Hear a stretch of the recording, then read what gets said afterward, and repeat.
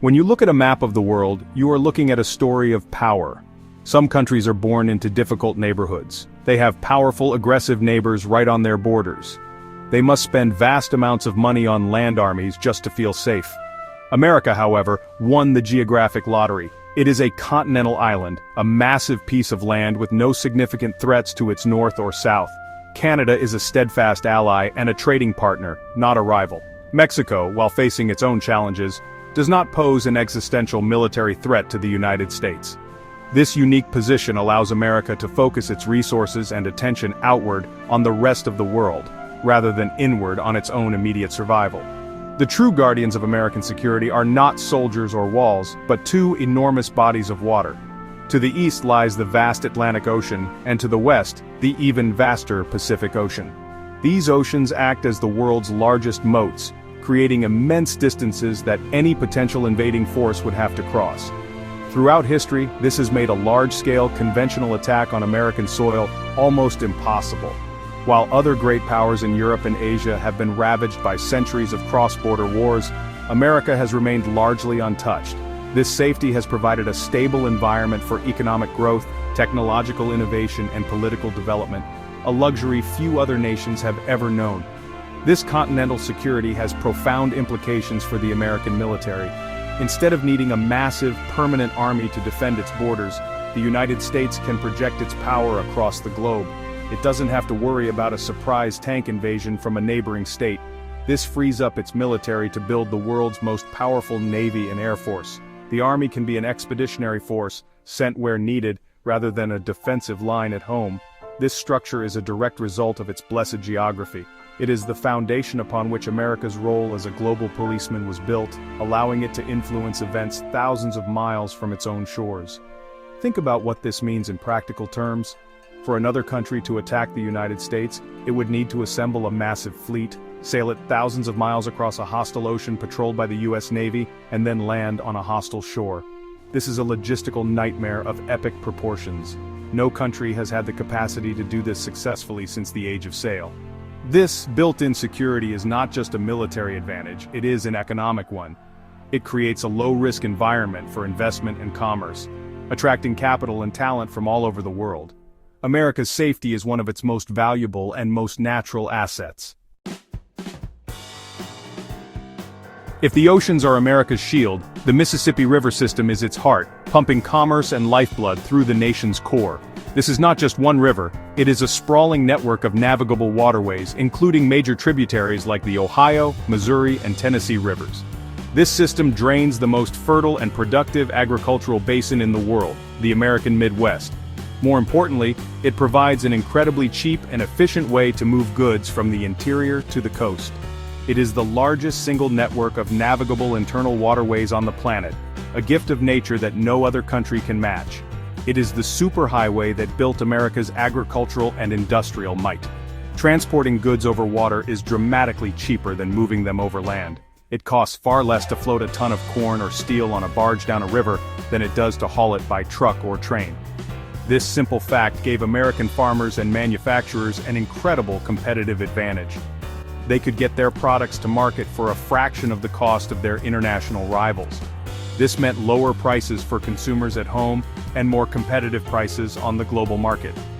This efficiency allowed the American heartland to become the breadbasket of the world and an industrial powerhouse, all thanks to the slow, steady, and cheap-to-use currents of the Mississippi and its connected rivers. This internal transportation network is complemented by an abundance of natural resources. The land drained by the Mississippi is not only incredibly fertile for farming, but also rich in resources like coal, iron ore, and oil. The river system made it possible to extract these resources and transport them cheaply to industrial centers. Steel mills in Pittsburgh could receive iron ore from Minnesota and coal from Appalachia via this water network. This synergy between resources and transport fueled the American Industrial Revolution. It created a self-sustaining economic engine where raw materials, finished goods, and agricultural products could all move with unparalleled ease and efficiency across a vast continent. Compare this to other large countries. China, for example, has major rivers, but its most important ones flow the wrong way.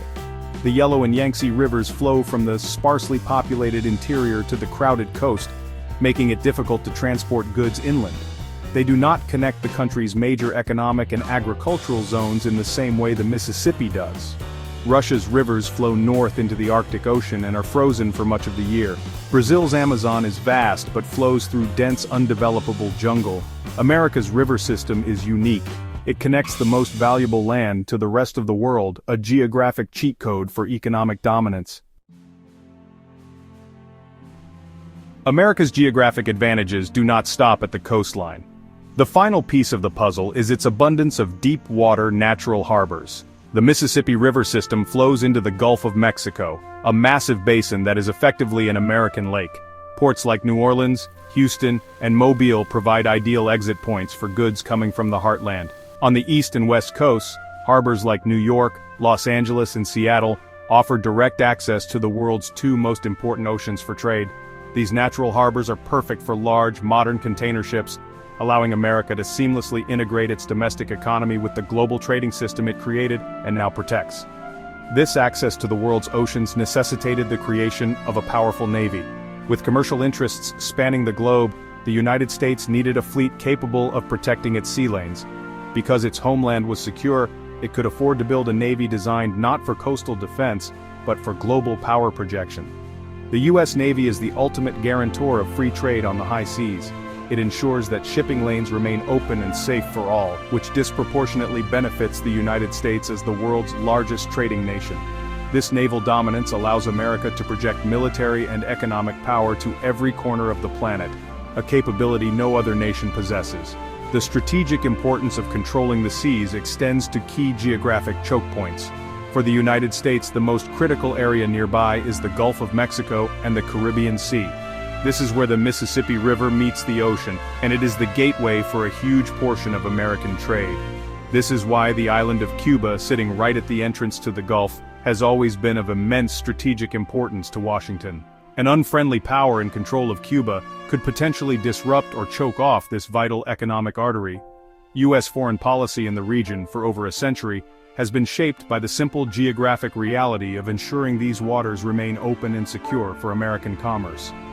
This combination of internal rivers, excellent ports, and a dominant navy creates a virtuous cycle of power. The rivers bring goods cheaply to the ports. The ports ship those goods to the world. The navy protects the ships that carry the goods. This integrated system underpins America's economic superpower status.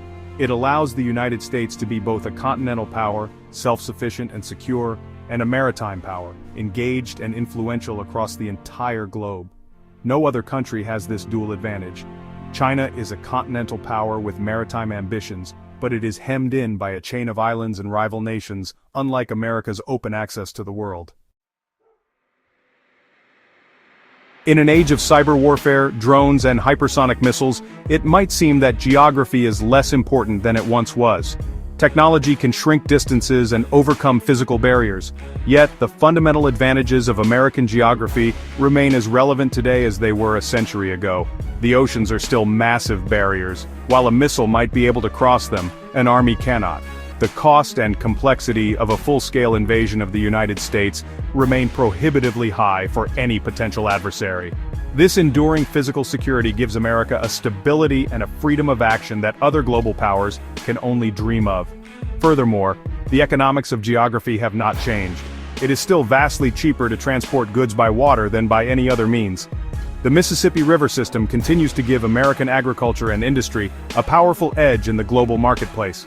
While supply chains can be disrupted by pandemics or politics, the underlying efficiency of America's internal transport network is a permanent feature.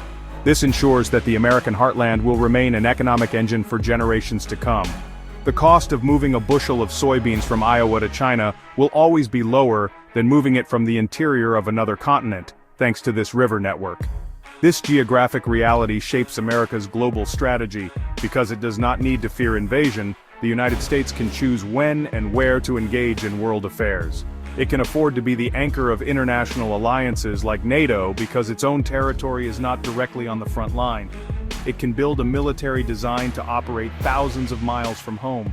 This gives it a unique ability to shape the international environment to its liking, promoting a system of free trade and open seas from which it benefits the most. Its geography is not just a defensive shield, It is an offensive tool for projecting influence. Ultimately, while the world changes, the map changes very slowly. America's position between two oceans, its vast endowment of resources, its fertile land, and its unmatched river system are permanent advantages.